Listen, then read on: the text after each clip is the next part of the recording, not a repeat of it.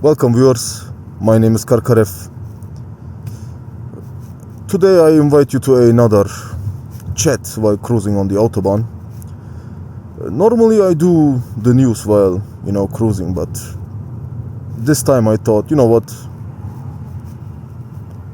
forget the news. This time I will talk about this and that, waste your time, or maybe not.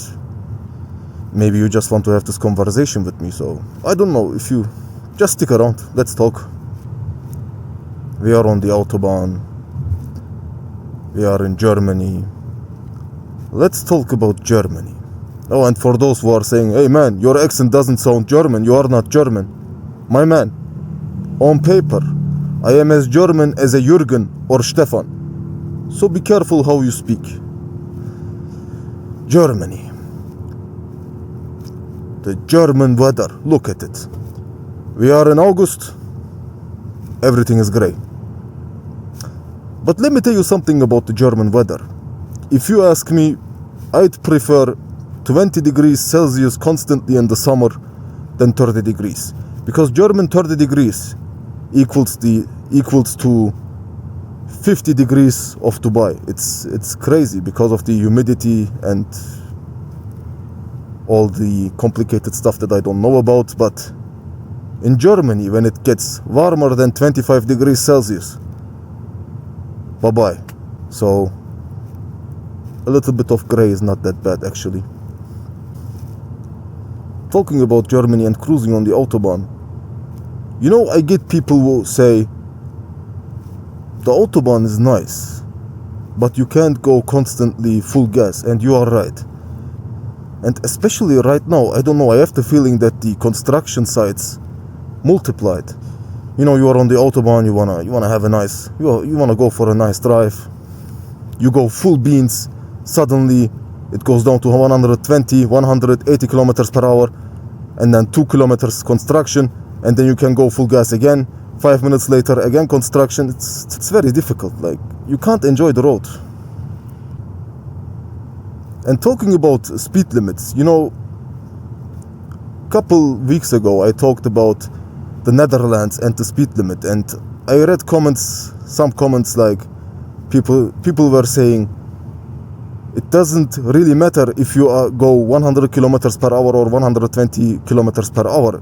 It will maybe make a difference of getting to your destination 3 minutes earlier, 5 minutes earlier. It's not about getting to your destination earlier. You didn't get my point. It's about being able to go full gas now and then. Like, I have no problem with going 100 kilometers per hour for, let's say, an hour. Yeah? But then you see the road is free. You have a good car. And sometimes you just want to do this. See?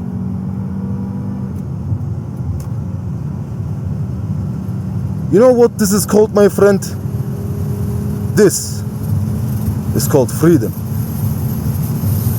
This is called Autobahn. 200 kilometers per hour. And you don't... Some drivers, man, some car drivers, I don't get it. Where did you find your driver's license? But to be honest, it's not even his fault or her fault. It's the fault of the instructor who gave him the license.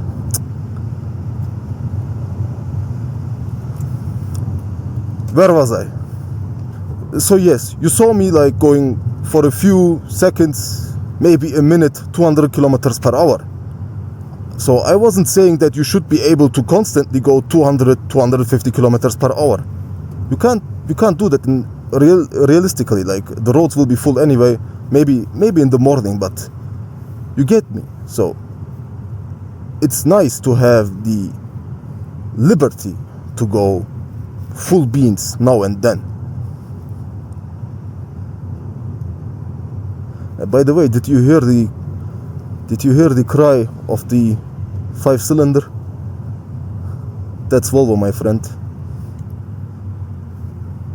Let's talk about BMW, one of my favorite topics in the last few weeks. So we talked about the new 5 Series coming, so the sedan, and after over 10 years we will have a M5 Touring again.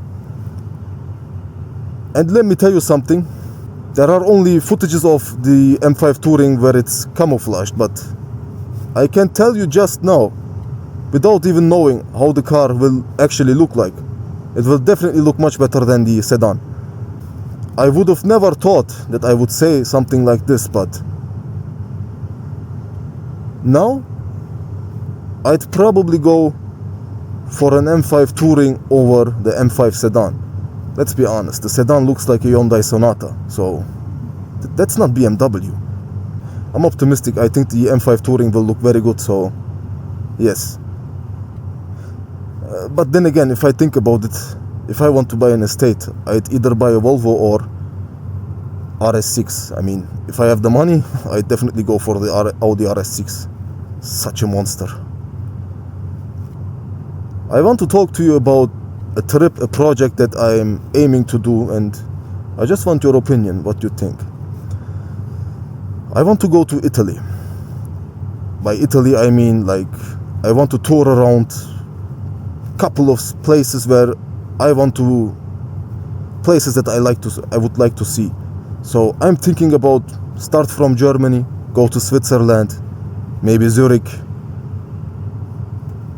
and then Lake Como, Milan, Firenze, Napoli, Rome.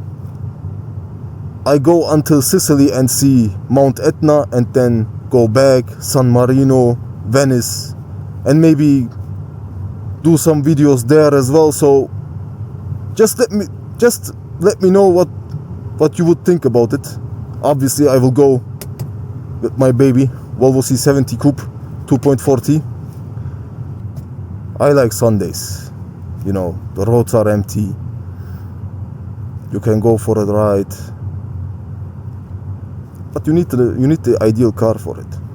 I get that non-car guys don't understand car guys who just want to go on a casual ride, you know. Maybe it's Sunday, sunny weather, you have a convertible, open it up, maybe you have a nice exhaust system. Pure emotions. But as someone who is not a car guy, I mean, he probably drives a standard Golf, Nissan Micra, Honda Civic. Like, I'm not talking about a Type R, I'm just talking about base cars, you know, Golf.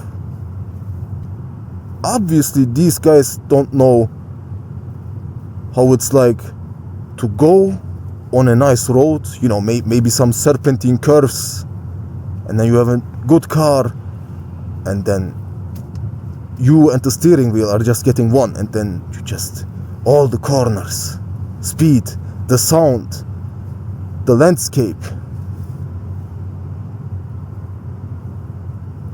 Pure emotions. You know what? I love this car. It's not that famous. Like when I first bought this car, many of my friends asked me like, what is this? How did you find this car? I don't know, maybe in some other places this Volvo C70 Coupe is very famous, but like in Germany you don't get to see many of them. You get to see like the convertible version, yes. You can find a lot of them here, but the coupe, no. Which is nice, because if you ask me, the coupe looks much better than the convertible. If you ask me, the Volvo C70 Coupe is one of the best looking Volvos ever made, so I'm pretty happy with this machine. The only thing that I would maybe change is the manual gearbox. Don't get me wrong, automatic is very nice. You don't have to change gear. It's very comfortable, but now and then you just miss it. You want to change gears. But like this, you know, I have cruise control.